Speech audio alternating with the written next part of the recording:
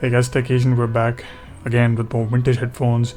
Today we have something special for the Sennheiser fans. A while back I did something special for the Sennheiser fans, which Sennheiser fans were not very happy about. That was my video on the HD414. But today, rather than bashing Sennheiser, I'm just gonna talk about a pretty cool Sennheiser and some bashing because it's required. But we'll be talking about a pretty cool Sennheiser, that is the Sennheiser Unipolar 2002. Most of you guys might not know that Sennheiser, before the Orpheus and stuff, Sennheiser made the Unipolar 2000 and the Unipolar 2002, which this guy is. These were the first electrostatic headphones Sennheiser ever manufactured. In fact, the Unipolar 2000 is the second electrostatic to ever come out of Germany. The first one is the Beyerdynamic ET1000, one of the rarest Beyerdynamics out there, and something I've been hunting for many years, and I still haven't been able to find one. I was able to score one in Germany, but the guy was a bit far away from where I was when I was in Germany, so I couldn't seal the deal. But I've been looking for the ET1000s ever since that day. This headphone is interesting because it's not exactly electrostatic. It's an electret headphone. The difference between electret and electrostatic is pretty simple. The electret headphones have a charge on the diaphragms, a constant charge on the diaphragms, and electrostatic develop a charge upon the voltage. The bias is created on demand, but with this it's already there. That means this headphone can be used in electrodynamic hybrids like K340, in which it was an electret based electrodynamic system. Sennheiser calls this an electrostatic, and it's a bit interesting because before I come to this, I have some paperwork for you guys.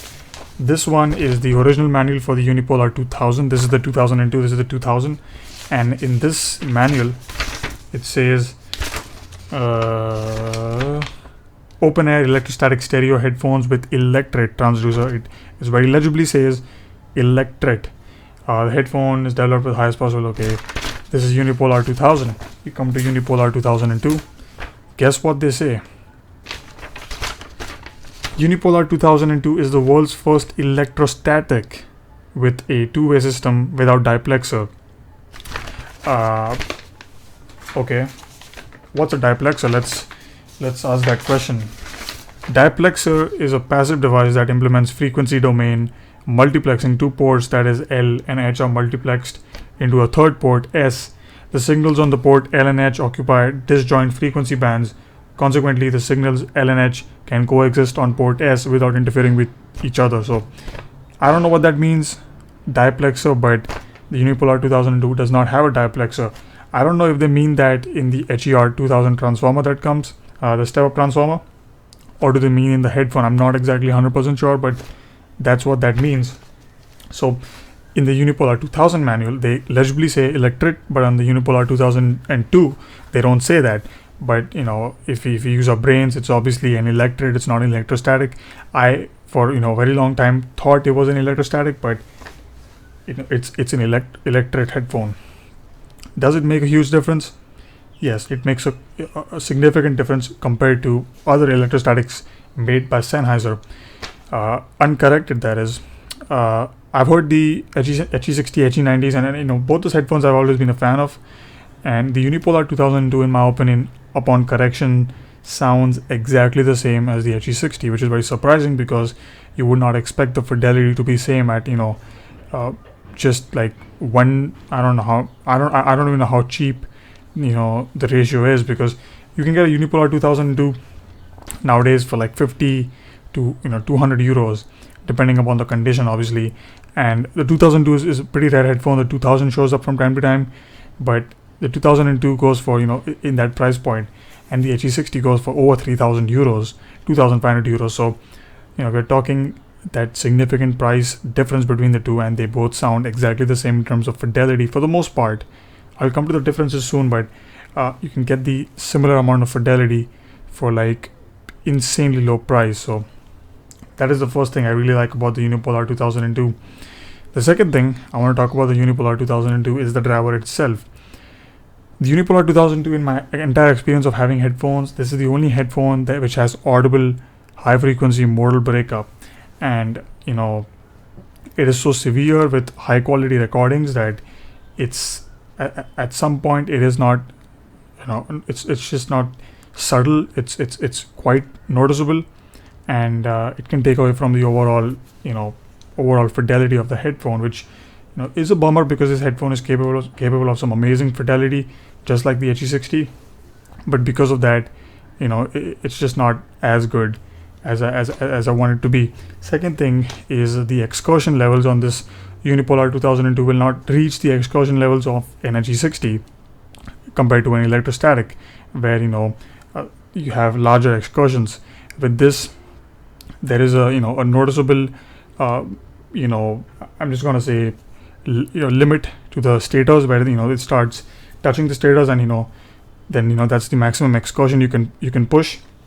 But it's still not that bad. It has some energy going down low, but it just struggles in my opinion. So that's the biggest problem with the Unipolar 2002, that is the excursion levels in the low frequencies are not as good as the HE60.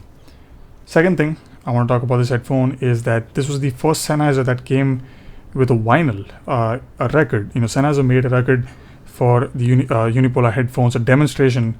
So people, when they buy this headphone, the salesperson they buy it from, or the retail store they buy it from, Sennheiser gave away free vinyl records, so they can go home, test it out, and see what's it about. Same thing Ultrasound does right now. With CDs, they give away demonstration CDs with binaural recordings, which again, I've always said binaural is something that is always very forgiving.